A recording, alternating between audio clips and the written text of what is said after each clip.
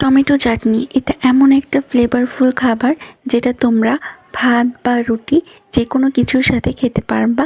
আর এটা বানানোর প্রসেসটা খুবই সহজ।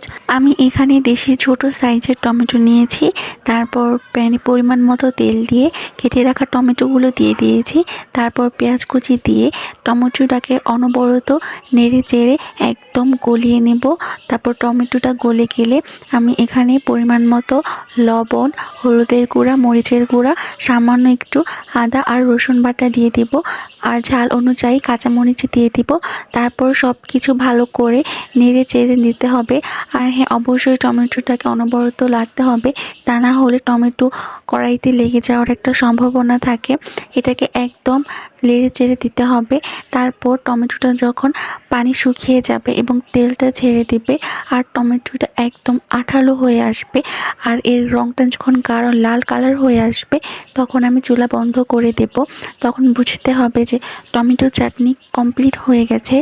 তো এই তো ছিল আমার টমেটো চাটনির একটা শর্ট রেসিপির ভিডিও। ভিডিওটি কেমন লেগেছে আমাকে অবশ্যই কমেন্ট করে জানিয়ে যেও। তো আজকে এই পর্যন্তই। আল্লাহ হাফিজ।